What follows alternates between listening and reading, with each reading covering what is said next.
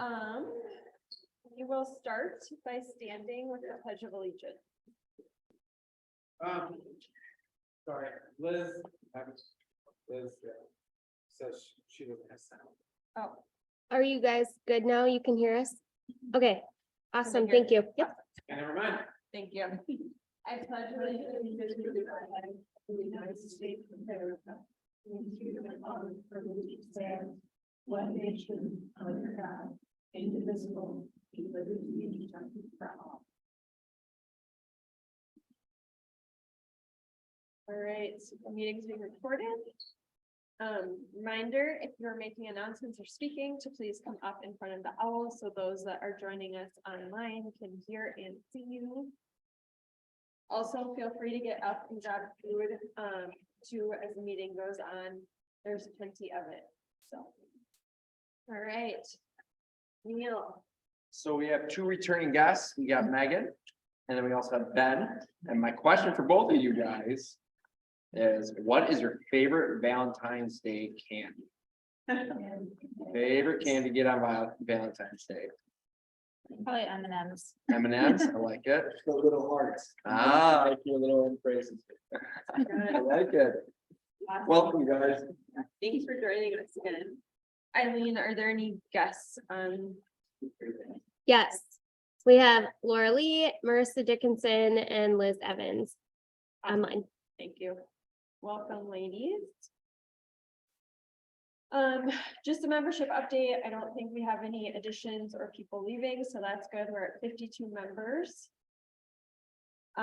Rotary anniversaries. Jeremy and Laura are celebrating 11 years, so congratulations. Liz, 8 years, and then Eileen, 2 years. So congratulations, all of you. Glad you're with us. And then birthdays, Steph Klein and James Murray had birthday earlier this month. Mari and Meg have birthdays later this month. So happy birthday. Hope you celebrated well and will celebrate well. So we have a little birthday celebration at our next meeting for Mari. So make sure you join us. Want to congratulate Neil. I don't know where he is, but he got engaged a few weeks ago. You want to add anything, Neil, or? Is that it? You don't have a date, and you haven't really thought about that. Actually, met her volunteering at Riverfest, selling beer tickets. With Rotary. With Rotary. Yeah, the Rotary after. So I was volunteering with Megan, I just joined Rotary. And then she came up to my cousin's cabin, where my family has a cabin on the same lake as them. And I hopped on the tube. And I was like, hey, were you at Riverfest the other night? Because I just saw her and she knew Morgan. And so I was like, yeah, I was volunteering with Morgan. So it's kind of creepish for me to say, like, hey, were you at I stalked me, but it worked out. So it just kicked off from there and started hanging out. Awesome. Well, congratulations. So that I'd share that. So that's exciting. Service and social announcements. So we have a service event coming up on Monday. It's Monday meals at Trinity Lutheran. Bill asked me to let you all know. It sounds like Emma, you're getting there early to cook. You could use another person or two. So if you can get there, what time are you getting there? I think noon. Oh, wow. Get there early. Well, if you can get there early, even if it's not at noon, I'm sure they would use your help. And then if you are volunteering, if you can bring a dessert to go into the meals. He asked if possible to be individually wrapped, because it sounds like it's like kind of bagged lunches and they'll just add them in to hand them out. I think he said there's like 200 to 300 people that get meals on Monday night at Trinity Lutheran. So it should be a fun time. I will be out of town, so I won't be there, but I know there were some people signed up, and you still can sign up as well over the next week. So the other piece is we do have a social coming up. So we're doing a ski and trivia night at Mount La Crosse on Thursday, February 23rd. I think it starts at like 4 o'clock. You can start skiing if you do the evening pass. Thursday is discount night, so I think it's like $25 for a ski pass. If you don't see your snowboard, or if there's no snow, I'm not really going to work without any snow at that point. There, we will be doing trivia in the lodge as well, so that's usually a fun time if you can make it out there. And I believe there is a Facebook or Facebook invite out there. It should be in the Chronicle, and all of our events are on our website. So if you go to the calendar on our website, you can always find information about our service, socials, how to sign up, that type of thing. If you have any trouble, let me know. You can also sync it with your calendar on that site, so. All right, March membership recruitment. I don't know, Melissa, Neil. I'll let you guys see it. All right, so we're having a membership recruitment month for March, and we have a lot of big fun events coming up. So I wanted to let you guys know all about them so you can put it on your calendar and make sure you're definitely coming. So it's going to start off with an etiquette business dinner. We're going to have Janie Morgan, who works with UWL, come in, and she's going to teach us how to be professional in a dinner setting. Some of the little tips and tricks that you should look forward to. It is going to be at Pogriba on March 3rd. I believe the social hour starts at 5:30 and dinner starts at 6. It's going to be $45 a person, but it does come with a 3-course meal. All of this information is located on, there's a Facebook event and then also on our website. You would register through Club Runner. You do have to pay before you show up. So I believe you pay when you register. That can be all done on the website. And we are asking everybody to invite somebody to bring along, let it be known in your offices and let other people know, because we're trying to definitely get some new members coming in as well. We do have our 2 meetings for that month. So on the 14th, we're going to have Rick Kite. He works at the Turbo. He was with Tom Thibodeau on servant leadership and how that is great in our community and builds a strong community. Then we will have our second meeting, which is March 28th. It's going to be vocational. So we'll have a couple of our club members stand up and kind of give their Rotary why and why this club. And yeah, I'm not exactly sure who's all scheduled, but I think I heard the president might be doing a vocation. So that'll be it's always a very fun time to come. So make sure you put that one on your calendar as well. We do have a service event, so we'll be at Hickson Forest on the 6th or the 18th, sorry, Saturday, doing some trail cleanup. It'll be hopefully a very nice day to get outside and get on the trails. And then we do have our fundraiser, which is Pints for Polio. It is our annual event. Usually donate some money and then you try a whole bunch of different beers, and it's a very nice social as well as fundraiser. Very kind of low key, but lots of fun. So we do have cards on the table. What we are asking people to do is, if you take a couple of those cards, if you're inviting guests, write your name on the back. And then we're going to have a little contest for all of our members. So whoever gets the most people to bring their card back in gets a $50 gift card at the end of March. So probably actually the beginning of the first meeting in April, we'll hand it out. So a little incentive for our club members to bring some guests, and that's for all of the events in March. So we have that coming up. The other thing that I was told to say is the etiquette dinner. Sign up for that, I believe, is on the 24th of February. So it's going to be before the next meeting. So if you want to do the etiquette dinner, you're going to have to do it. This is kind of our last announcement we're going to do in person, but definitely get registered and sign up sooner rather than later, as we only have, I believe, 50 spots available. So how many people are signed so far? When I checked about a week ago, there were 10, but that was when it was for club members only. Now we have opened it up to the general public as well. We have sent out recruitment emails to various sponsors that we've had in the past to say, hey, if your employees want to check this out, come bring them in. So hopefully we get some new members that way, and hopefully you guys can bring some new members in as well. So I think that's all I have. Thank you. Thank you to Alyssa and Neil and Steph Klein, and I know a few other people too that have helped, set all this up. I know it's not an easy task, to get everything figured out. So thank you. Hopefully people can attend. I don't think members actually have to join for you to be entered into the raffle. It's just, they just have to show up. So. And bring your card. Yes, bring their card. We have more if we need them. So. Any questions on merch recruitment? We did this last year. We did like a Sula's dinner and some different meetings, and it was really well attended. So hopefully you guys can make it there. Members are welcome to come. You don't have to just be someone new. So I strongly encourage you to attend. Just heads up, there is a STAR meeting March 9th. You do have to pre-register if you're interested in attending. Let me know. I can get you the information. I will also try and remember to send it out. The registration should be on our calendar as well. So they canceled the last one. Oh, did they? Weird. Yeah, I don't. Okay. Did you register? They told you. Okay, so they take it back. And I don't know if those will change in the future or not, but. Just some upcoming Rotary events. So there's the grant management seminar on March 1st. We do need at least one member from our club to attend for us to be eligible for district grants. So if you're interested, let me know. I can get you the registration information.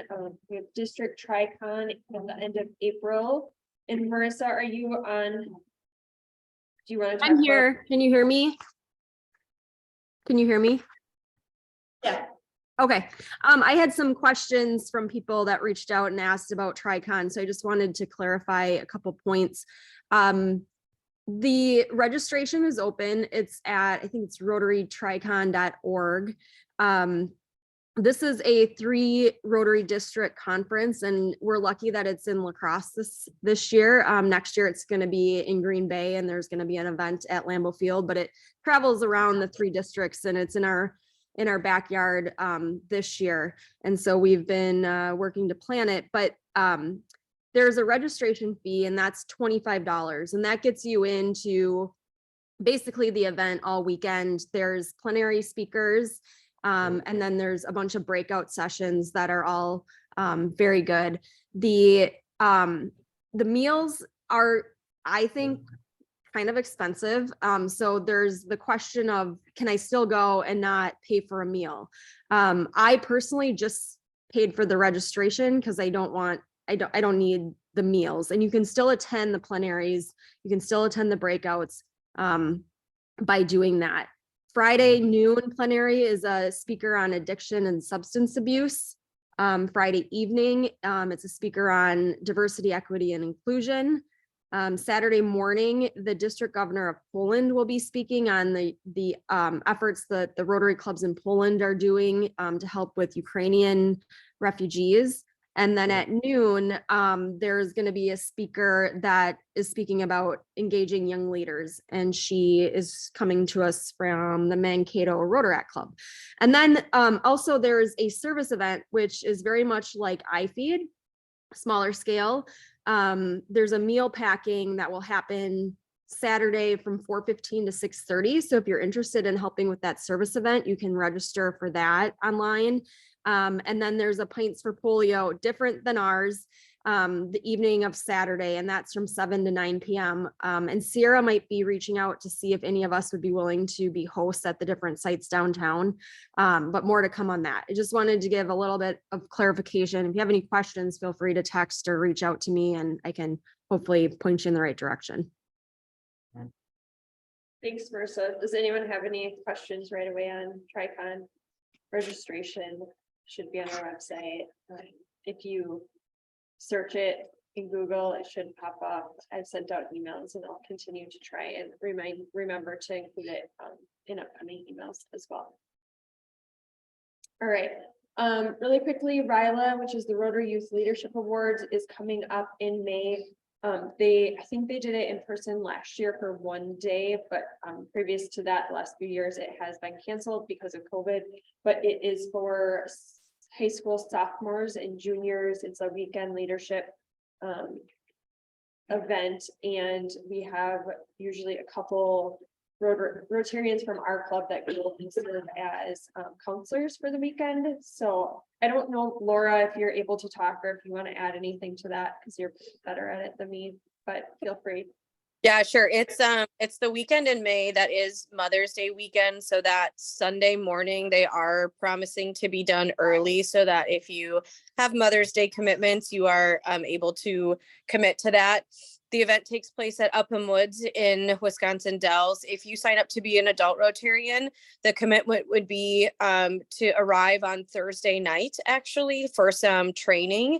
And then on Friday morning, you would greet all of the campers, which is just a chaotic, wonderful experience to be at. And then they have a jam-packed curriculum for these students starting right when they arrive on Friday, going up until Sunday morning when they depart. So it's an incredibly eye-opening experience, and you see a significant change in these students. You don't have to know what you're doing. I never did, and I did it 5 different times. It's just a really, really awesome experience. For those of you in our club that knew Dave, it was the reason that he stayed in Rotary, and it was just the thing that tugged at Dave and really helped him to be a good Rotarian. So our club has been have had Rotarians at the event almost every year that I have been in Rotary. So that's 12 or 11 years, I guess. If for any reason you are not able to commit to the entire weekend, we actually just saw Zach and Ben and Michelle on Saturday, and they are open to having Rotarians come down and just see what happens, experience a little bit of RILA. They are also looking for clubs to sponsor dinners. So if that's something that the club would be interested in, they are looking for at least 2 meals right now, where we just would contribute towards either catering or get a group of people to come down and do some grilling for the students. So there's a couple different opportunities for us to participate in RILA. And that was probably way more words than what Ashley wanted me to say, but that's what you get. Thank you, Laura. Any questions on that? Okay, if you're interested in participating in that, I would say reach out to Laura. You can reach out to me. I'll do my best to answer your questions. I think Lisa Cobbs also is usually pretty tied into it, but Laura's a good resource. So, and then just the Rotary International Conference, if you want to go to Australia, it's there in May. And then just some upcoming Rotary events, save the date for Rotary East Lobster Fest, which is going to be June 16th. Friendship exchange. So I know I mentioned the Budapest one already, which is coming up quick.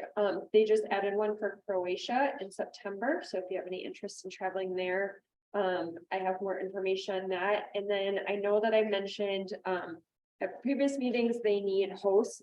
We did find out that they have, I think, 12 people from Poland coming July 7th through 9th, that they'll be here in La Crosse. There's a lot of younger friendship exchange people, they're not students, coming. So our club would be an awesome age group kind of for them to, or for us to host. So if you are interested in hosting, I don't know if it can just be one person or a couple people from Poland in July, let me know and I can connect you for more information. I just thought I would mention this. So I got an email that Rotary in I can't remember where, I think it might be Beloit. They're working with a Rotary club in Ukraine to get generators. They're going to be created or made here in the US and purchased at cost and then shipped over to Ukraine. So if you have any interest in donating, there's a QR code, or I can get it to you later. They have said that they can get them 1,500 generators because a lot of Ukrainians are without power right now. All right, any other announcements? I know there's a lot of information. Okay. All right, well then I will invite Dr. Sherry Olson up from the Seven Rivers Setting Cardiac Preparedness and Education to talk to us a little bit. So. Okay, thank you, Ashley. So small group, so let's make it really casual. Interrupt me speak up. So start out by, are any of you survivors of sudden cardiac arrest? Have any of you ever done CPR on a human? In a work environment? Okay, has anybody ever done CPR on a human in a non-work environment? Okay. Well, by the end of this, I want you to feel totally comfortable doing CPR, getting an AED and calling for help in a non-work environment for any person that you see down on the ground and unresponsive. Do we have any NFL football fans here? So Damar Hamlin did a unintentional, fantastic thing for the world of sudden cardiac arrest awareness. Were any of you watching football that night and watched him? So that activity that he did when he kind of slumped to the ground is a classic activity or action that people take when they have cardiac arrest. And we're going to talk a little bit about what cardiac arrest is and why everyone should know about it and why it's important for you to know so that you can save a life, like Damar's life was saved in the moment that he had cardiac arrest. So my name is Sherry Olson. I'm a family physician. I'm semi-retired, almost retired from Mayo Clinic. I do a lot of other stuff that some of which I get paid for and some of which I don't in retirement. But I am also a survivor of cardiac arrest. I was 15 years ago this month, so February being Heart Month is a big month for me. 15 years ago, I had a cardiac arrest in my clinic and obviously survived. So I'll tell you my story when we get closer to the end. But as a result, kind of like when Damar came out, I don't know if you saw his interview at the NFL awards ceremony or his speech, but he said, physically I'm doing pretty well, but mentally I'm still struggling to wrap my head around this. The fact that he died, was resuscitated and is now living and around to talk about it. It's a big deal thing for survivors to wrap their heads around. But just like Damar, when I came out of my cardiac arrest, I wanted to do something. I wanted to use my story to make a difference in our community. And so for 14 years, we've had an organization it was originally called the Sudden Cardiac Arrest Association. Now it's called the Cardiac Arrest Preparedness and Education Group.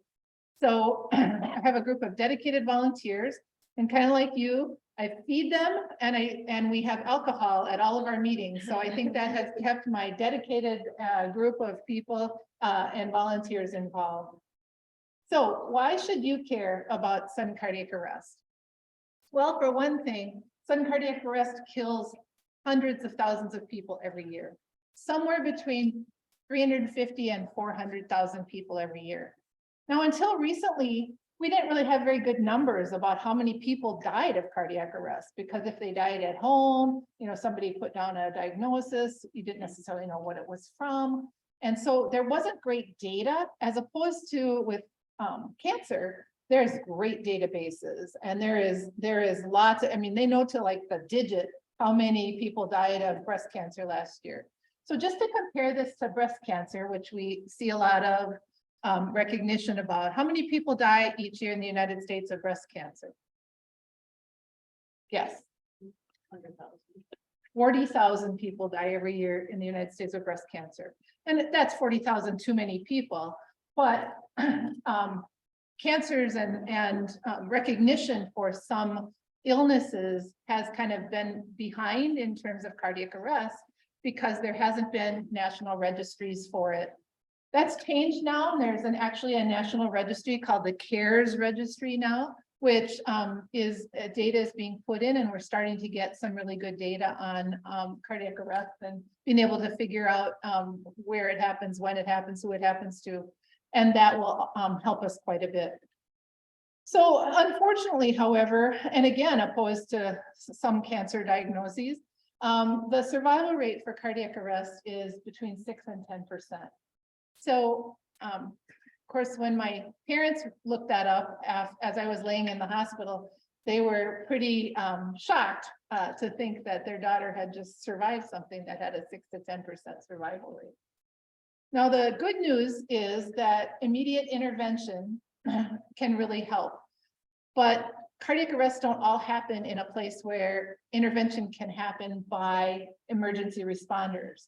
So 10,000 cardiac arrests every year happen in workplaces, and 66 or 2/3 of them happen at home. So being ready and being prepared to act is really important because these events aren't happening in doctors' offices or emergency rooms. This is why it's so important for every person in the United States to be ready and trained to act. We know that, again, 45% of people, remember I said 6 to 10% survive? You can get that number up to 30 to 40 to 50% in communities where there's widespread AED deployment, where there's a lot of people who are trained and ready to react by doing CPR. There are centers of excellence, Seattle, San Diego, in our country, where the out of hospital cardiac arrest survival rates for witnessed arrests are over 50%, which is amazing if you think that it's 6 to 10% in much of the rest of the country. One statistic that I think is really helpful is for every 1 minute that CPR is not started on a patient, their chance of survival decreases by 10%. So when I talk to people, what's the most common reason? Maybe not, you guys are a younger crowd, but what's the most common reason people give for not doing CPR? Don't know what to do. Don't know what to do, and fear. And for the old people, it's, well, I'm gonna wait till the professionals get here, right? I'm gonna wait till the emergency responders get here because I don't want to, because I'm afraid and I don't want to do something that's gonna hurt people. And what I always tell people is, we're dead. You can't hurt a dead person any more than they're already dead. So please do something. Please start doing something, because by starting doing something, you can double or triple someone's chance of survival. In some places, like I've worked with Emma's dad, Dave, up at WXOW TV studios, you know where that is. That's like probably an 8-minute first responder time to get up there, to get somebody up there that's trained, unless there happens to be a police officer with an AED patrolling out there.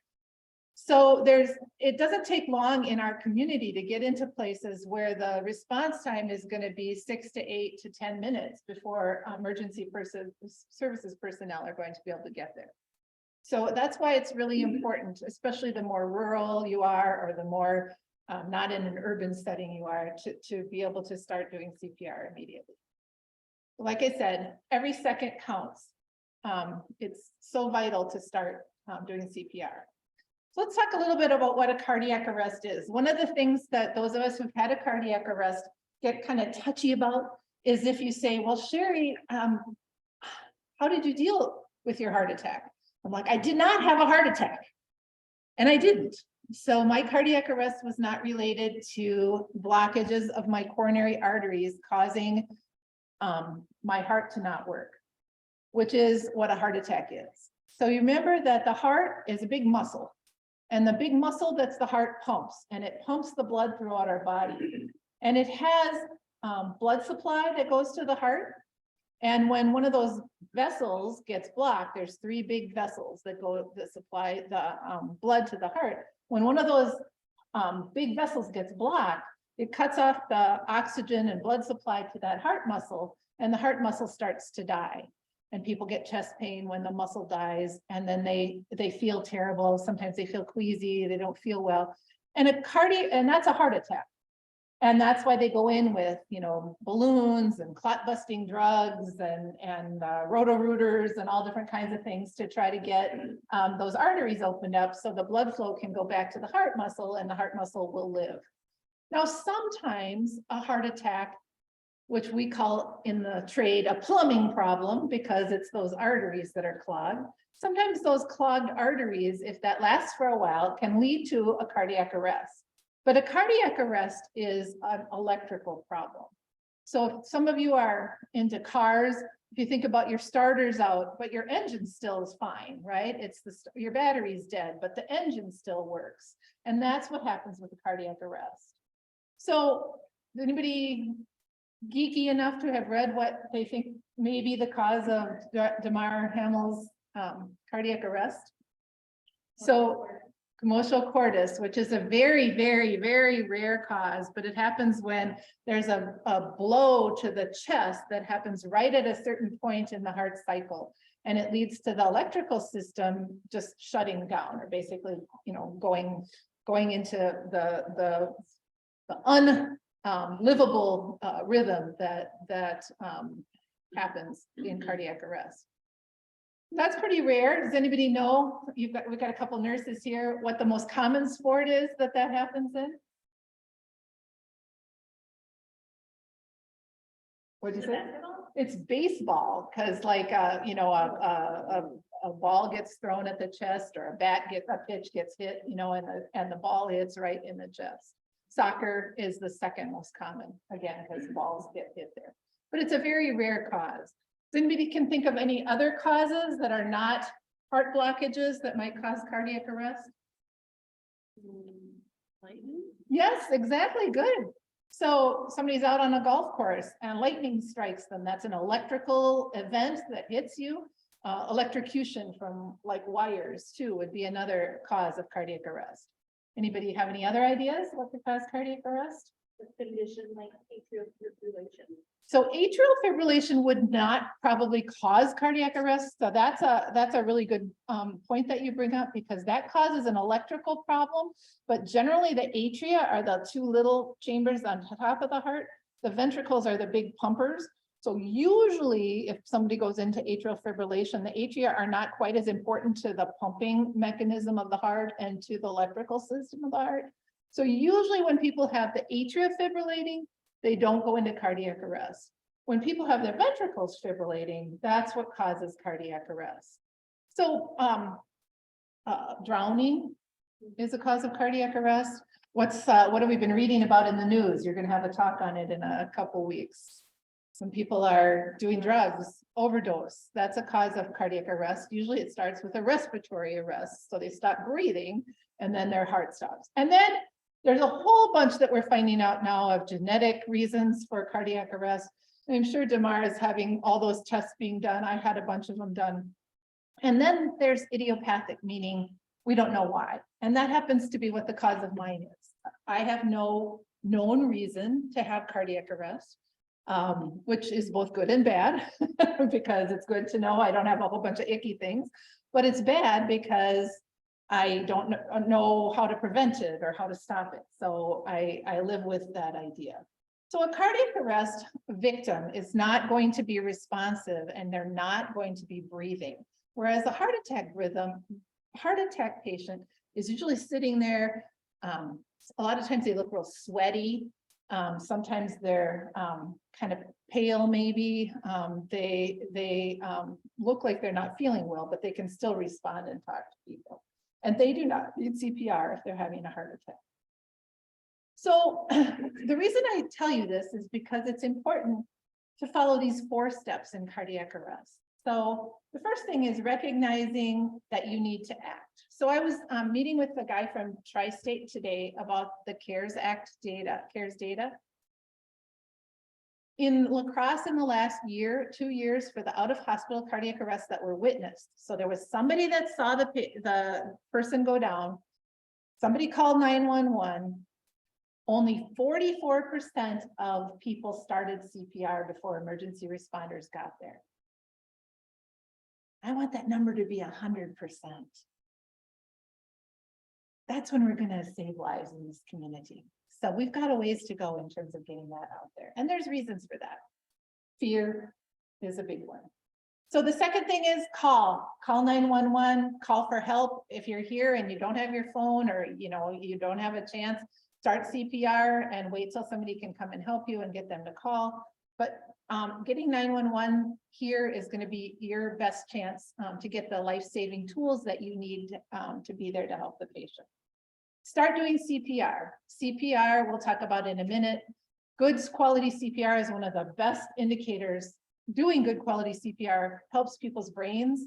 It helps save their kidneys. It helps save their lungs. It helps prevent bad things from happening to the patients who undergo this. And then finally getting an AED, having an AED available, knowing how to use an AED, because what an AED does, it gives a electrical shock to the heart and kind of has it reset and go back into a healthier heart rhythm. So first of all, let's talk about how you're going to know if a patient is. So you walk out this door and you turn left and there's a person laying on the sidewalk. How do you know? You should start this system. Call push shock. Yeah. So you say something to them. What if they don't respond? Actually, you could check for a pulse because you're a nurse and you know how to check for a pulse. But in general, for bystanders, you shouldn't try to check for a pulse. Why? How many of you know how to check for pulses? It's really hard to check for pulses. Sometimes, I tell people, do you take your pulse to, see how fast it is or whatever? They're like, I don't know how to do that. I don't know how to do that. It's not easy to tell what a pulse is, especially if somebody is bulky, they've got winter clothes on, whatever. So the next thing you're going to do is you're going to touch them and you're going to shove them and you're going to shake them a little bit and you're going to say, hey, are you all right? Are you okay? So you're going to say the same thing you did, but you're going to shake them and move them around. Let's say they don't moan or respond or do anything. What's the next step? Call 911 and start CPR. Now, what if they're just really drunk and you start doing CPR on them? They will not like it. So those of you that are in healthcare know that one of the things we do to wake people up is we do something called a sternal rub. We push on their sternum, which is right here. And the reason we do that is because it hurts. And it's a way to tell if someone's in a coma or not. So if you push right on there and start doing CPR, they're going to push you away or moan, even if they're very drunk or even if they're very out of it. So don't wait and think someone else is going to come and take care of that patient. When I was in Boston a couple years ago, it was New Year's Eve, and my daughter lives in Boston. We were walking around and we come over to the steps to go down the subway, and there's a guy laying like this on the steps of the subway. And I was like, nobody's doing anything to him or is looking at him. I mean, it's New Year's Eve, it's a big city, he's probably drunk. But I was like, I can't walk past a guy laying on the street, I have to know he's okay. So as soon as I started walking over there, some cops came over and, kicked his foot and said, hey, buddy, wake up, and he kind of, I'm okay, and move. But a lot of times people think it's a faint. A lot of times what can happen when the lungs are dying, patients will make a sound that we call in medicine, we call it agonal breathing, but it's end of life breathing. And people make like a gasp or a noise. You should be seeing regular breathing. And if you're not seeing that, then you should start CPR. People might have a seizure, might look like a seizure, and that's a normal thing to see also when people's hearts have stopped, because that's the brain dying and that's their muscles dying from lack of oxygen.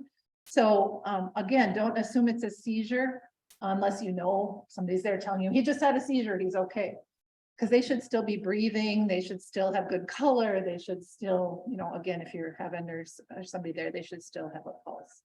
So it can be hard. I have a person I work with who was a retired cardiac nurse, and she has a horrible story from her son, who was a student at Winona State.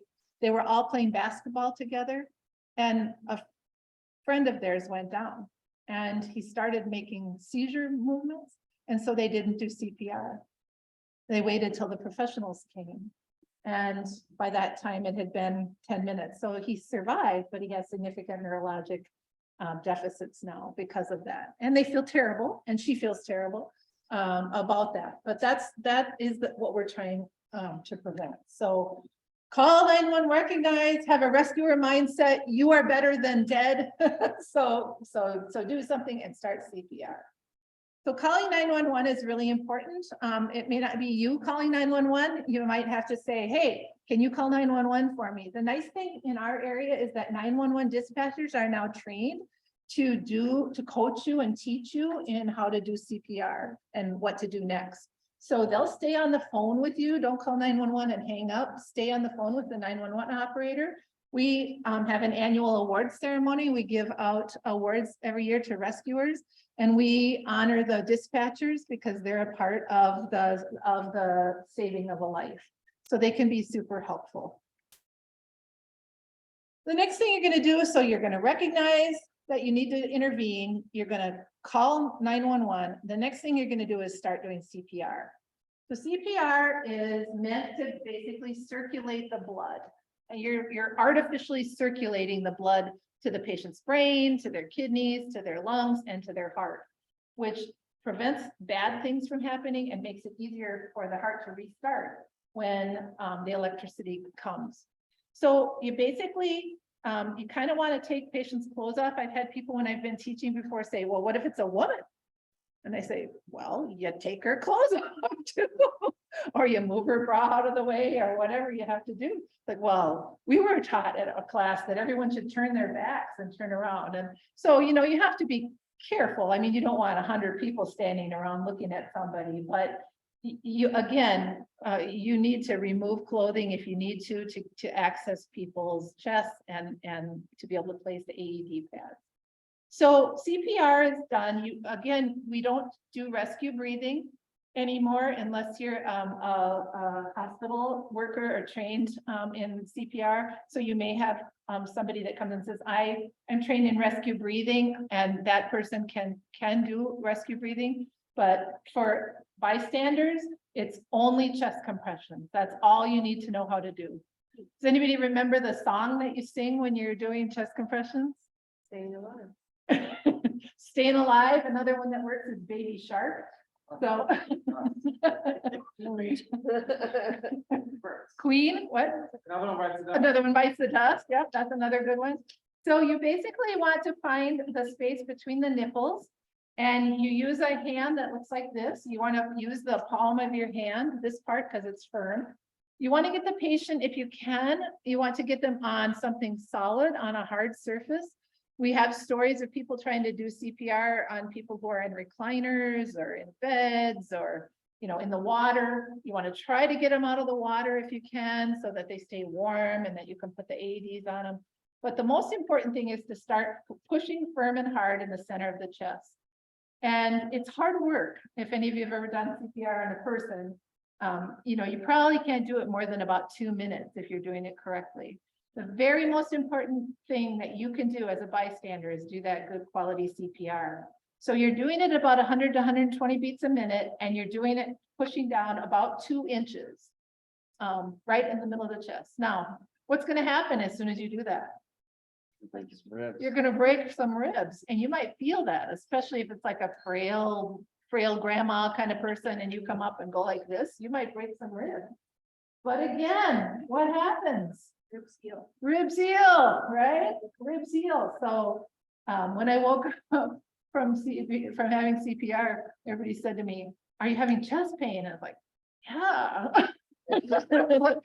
Chest pain because I probably had broken ribs, I don't know, but it hurt because people had been smushing on my chest, you know, and so there was trauma to my body from that, but I healed from that. So you want to use your whole body weight. So that's why it's nice if it can be on the floor, because it's so hard. If you just try to do it with your hands, you can't push far enough down and you'll get tired. So you want to use your whole body, and you want to do CPR like this. So you're pushing down 2 inches at a nice fast rate, and you're going to do that without stopping until help comes or you run out of energy. I heard a story about a guy who went down on a deer trail who was out hunting, and his buddies did CPR on him for 45 minutes. And he didn't survive, but you know, they were out in the middle of nowhere. And I just think what a gift they tried to give that person by continuing to do CPR beyond the state of exhaustion. So CPR should not be stopped when the AED comes. You should keep going and keep trying to do CPR while people are working around you. The next thing is to get the AED out and give a shock. So AEDs are meant to be used by people of any age.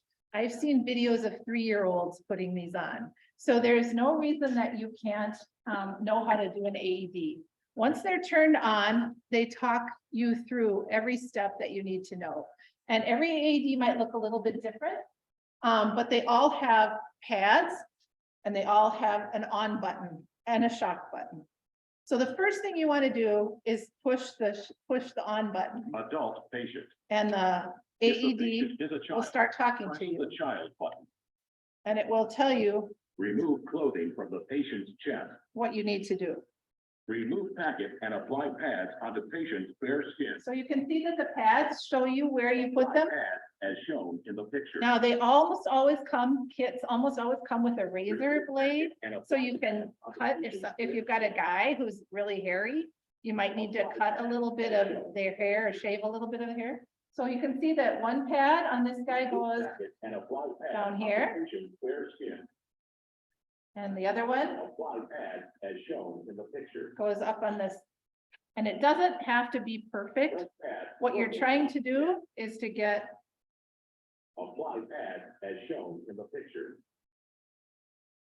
Apply pads as shown in the sometimes picture. I checked this before I came. but sometimes- Press pads firmly on skin. Apply pads as shown in the picture. Apply pads as shown in the picture. Okay, Press pads firmly on skin. Do not touch the patient. Analyzing heart rhythm. Do not touch the patient. Analyzing heart rhythm. Shock advised.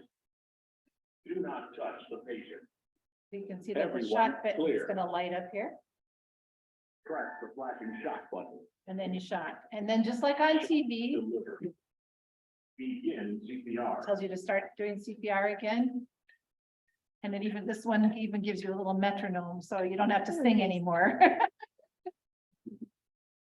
Now, this will go through and cycle for 2 minutes, and then it'll say, stand clear of the patient, and it will reanalyze the heart rhythm. Anybody have any questions about that? Are all the AEDs kind of like universal looking like that? They are, I wish they were more universal. Some are green, some have batteries in a different place, but they all have an on button and they all have pads. And they all have a shock Yeah. button, and they all talk, And they're working on newer, cooler AEDs that are even simpler to use. But, if you have an AED in your workplace, it's a great idea to pull it down and take a look at it. And make sure, first of all, make sure the batteries and pads are not expired. And secondly, see where the on button is, make sure you know where the pads are, make sure you know how to use it if you have an emergency.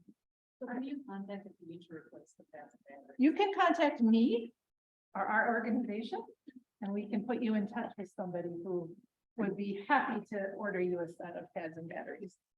So why don't you administer reading anymore? What's the? Well, I think that they decide, well, two reasons, at least 2 reasons. First of all, people were hesitant to do CPR and because it's a gross factor, Sure. especially if they're drunk or vomited or, whatever, which often people are if they're having emergencies. So people were not doing CPR because they had to do mouth to mouth. And secondly, the most important thing in survival is the compression and the AED, the breathing, the rescue. Most adults who have cardiac arrest have enough oxygen in their bloodstream to last a good 5 to 10 minutes. So all you need to do is circulate the blood. It's already got oxygen in there. But as the oxygen levels drop and decline, then you need to start adding in breathing later on. Now, for kids who have cardiac arrest, they often arrest with respiratory issues first. And maybe people would be less hesitant to do CPR or, mouth breathing on a kid. But the other thing is that they used to teach, if any of you, you're also young, but they used to teach this complicated thing, which is what they teach in healthcare. You have to do 15 and then 2 breaths and then 15 and 2 breaths. And people concentrated so much on making sure they got that rhythm right, that they were not doing as good of a quality of CPR. So they were focusing on the pattern and it was causing less good CPR to happen, so. Are AEDs required in companies or businesses of certain size? It's all voluntary. Daycares and schools, I think. Schools are not required to have them in the state of Wisconsin. Some states have, there's a guy I know who's trying to work on getting that passed for schools.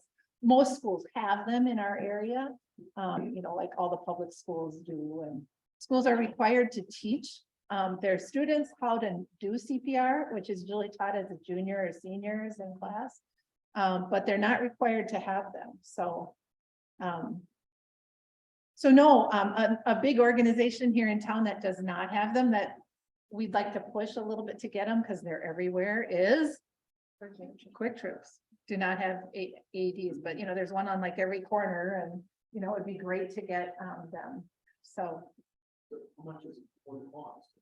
Yeah, so they're run around, the price has gone up. I don't know if tomorrow, that may have been the negative, but there's been some supply chain issues. So $1,200 to $1,500 for an AED. Although you can get, like I was just working with somebody, I just got my brother one for $700 because there's refurbished ones. So they took it in and, my brother's a tire dealer and automotive repair. He goes, we use aftermarket parts all the time, right? I'm not okay with using refurbished parts, that's no problem. So that was about $700. So, and then there is a cost because you do need to replace the batteries and the pads if they're used, and then every 3 to 4 years they have to be replaced depending on the pad or the battery. Is there any place where you could, like, I don't know, write a grant or something where you could? Yeah, so Mayo will do some grants for AEDs locally, and there are other organizations like, I think it's Project Adam for schools, will do some, and then other local foundations. We're working in La Crescent right now to get some, hey, there, good, it came out. I was stuck in my sweater. To get the community foundation to start doing like a matching grant program.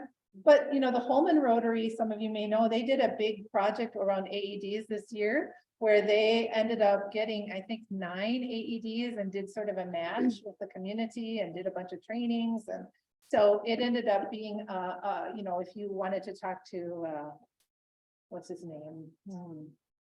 Anyway, whoever the head guy that's the president of the Holman Rotary this year. They Anyway, received a district grant for that too. yeah, so there's lots of grant money available. So you just have to kind of start looking into it and try to figure out where it is. So, the one thing I wanted to mention is that AEDs will not shock you if you don't have what's called a shockable rhythm. So AEDs, you can't, like a kid can't take it off the wall and say, I'm gonna haze you, buddy, or I'm gonna bully you and I'm gonna put these pads on and shock you and see what happens. The AED won't work that way. So kids can't play with it really and get shocks. You can't cause harm if there's not a rhythm that needs to be shocked. And then finally, the other thing is sometimes if you got the AED on and it says analyzing heart rhythm, it'll say no shock advised. And that's probably about a third of the times when you're doing it, the heart is not in a rhythm that would benefit from shock. So that doesn't mean you stop doing CPR. You keep doing CPR and you wait a few seconds and then the heart rate should go back. Oh my goodness. So this is our organization. We would love volunteers. Sounds like you guys have tons of stuff to volunteer for, but if you want to partner with us on an AED project, if you want to do anything that you can, to get AEDs more deployed, especially in the downtown area or wherever your focus is, or in your businesses or whatever, we would love to work with you. These are some of the things we do. We have an annual Heroes and Survivors banquet. That's every October, which is Sudden Cardiac Arrest Awareness Month. We do a lot of talks like this and events where we help try to raise awareness for the community. We do free trainings in hands-only CPR to groups of people in businesses or schools or communities. We help direct people for fundraising for AEDs. We help people. We have a distributor of AEDs that we work with to help people get AEDs and get them installed. We collaborate with groups like Tri-State here and the fire departments in the communities, as well as national organizations. There's also other emergency response activities like having Narcan on hand and also being ready for a shooting, which sounds terrible, but be ready if a tourniquet is needed. And so there's stop the bleed kits that your organization can get. And then finally, just this last year, we La Crosse went together. We helped the city of La Crosse Fire with becoming a heart safe community. We're working on doing that in La Crescent next. So just quickly, my story to end things up. I was 50 years old when I had my cardiac arrest. I had no heart history. I'm a family practice physician. It was 2 o'clock in the afternoon and I had just finished certifying in neonatal resuscitation, and I had just done all my certifications that spring. So I walked into the room with my 98-year-old patient, and as I said down the hallway to somebody, now I can save anybody's life, which was prophetic because I sat down on the chair next to my 98-year-old lady and started talking to her, and then I remember this now, became extremely dizzy and fell over dead. So there was a big crash because I looked just like Damar Hamlin on TV, you know, it was like a sinking, and my head hit the concrete floor in the rooms. Very fortunately, the 98-year-old lady was an extremely spunky, very fit 98-year-old lady. So she opened the door and yelled for help. They came in and thought I had fainted because they had just seen me walk into the room, but quickly realized that I needed resuscitation. So they did all the right things, called 911. Got the AED off the wall, and I was the first person to be saved by an AED in the hospital because they have a crash cart, and you know usually it's the resuscitation comes from a defibrillator on a crash cart. But that beat the crash cart arriving. So one of my nurses went down to our lobby, ran up with the AED, got it deployed, did CPR, gave me one shock, and I woke up wondering why I was there and pushing people away who were breathing for me, and etc. So I was rushed over to the hospital, of course, and went through a bunch of testing and through weird circumstances, got my defibrillator placed the next day, which is very fast, and was discharged from the hospital 36 hours after I was admitted, which is almost unheard of in terms of the speed with which I was in the hospital. But a big part of that was that I was only out of it for a couple minutes before I was resuscitated. And I was in a place that had the ability to put in a defibrillator. So I'm now on my second defibrillator. It's been 15 years. I have about 3.5 years left, and then I'll have to have my third defibrillator. In those years, it's fired twice, both in the last 2 years. Both of those times I would have died otherwise. Both of those times were at night. So my husband would have woken up to a dead person next to him. And because I have this, I now am able to do things like go to the Boundary Waters. I've been to Vietnam. I've traveled around the world. I get to do this kind of work. I've married off a daughter and have a grandson, and got see my son, who was in 2nd grade with Emma when I had my cardiac arrest, and got to see him graduate from high school. So those of us who go through this, like Tamar, are so incredibly grateful for the second chance we have at life. You will rarely meet people as thankful as people who are survivors of cardiac arrest, because we have been dead and we live because people like you saved our lives. And you notice at that NFL awards banquet, all the people behind him on the stage were the first responders and emergency services personnel and hospital people who saved his life. That's who he wanted to be with him when he was receiving that award. So I have some cards that you're welcome to take if you think you would like an AED in your business, if you would like to have one in another community organization you're with, if you want to partner. We have a Facebook page. And we have an email address that we're more than happy to answer questions. And I'll stop and see if you have any other questions. It's a good question. Do you like rent them out at all? Because like we have a 5K. And I was like, what do you we should have one there. Yes, you should have one there. So I just Tri-State has a rental program. And you can rent them out there. It's very easy. That's one of the things I want to get started in La Crescent also, is to have the ability to rent them out, because really, like, let's say you're having a wedding, or you're having a family reunion, or somebody that owns an event centers here in town has contacted me about getting AEDs for their event center and getting them trained. But yeah, if you were having a big family reunion out on a farm somewhere, having an AED would be a very reasonable thing to do. And so there is a rental program, but I think it's under you. I mean, I don't think very many people know about it. So we're going to try to do that in La Crescent too. Somebody were wanting to get CPR certified, where could they go and? So the hospitals do CPR certification, also the La Crosse Fire Department does CPR certification. A lot of times it's offered like through community ed. So if you want to get the certified CPR, there's lots of opportunities for that. But you don't have to be certified. You do not, and there's really good evidence now that actually, I mean, it's never bad to have knowledge, but you don't really need it to do effective, good, high quality compressions and save lives. So.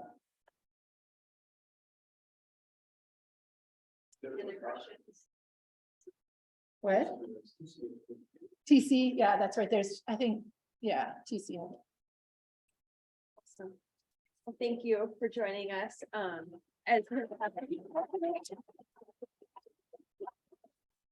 I thought being Heart Month that this would be a great topic, and it was really weird too. I think I invited you, and like the next weekend is what when Damar went down. So I was like, I'm glad we have her coming. So I want to invite him to our October event, but I think he might be playing football again. So we'll see. but no, it's definitely great.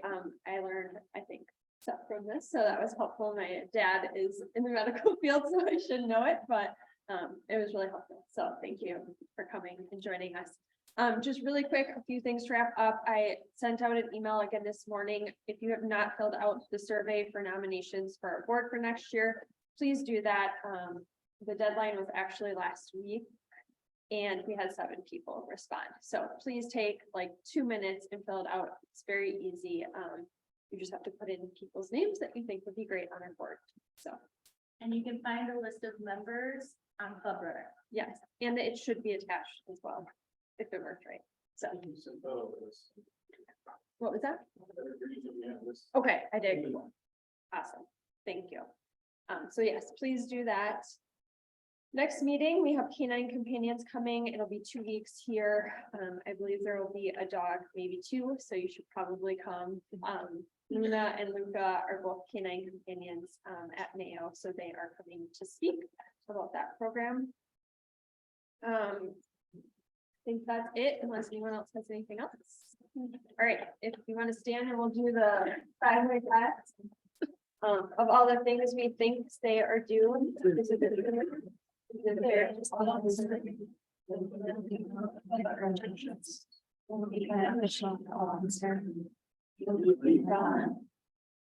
All right, upcoming committee meetings. I don't think there's any tonight. There's a couple after our next meeting. Feel free to join if you are able. Otherwise, I think that's it. I keep saying that, but I think that's it. Thank you, everyone. Have a good night. Yeah.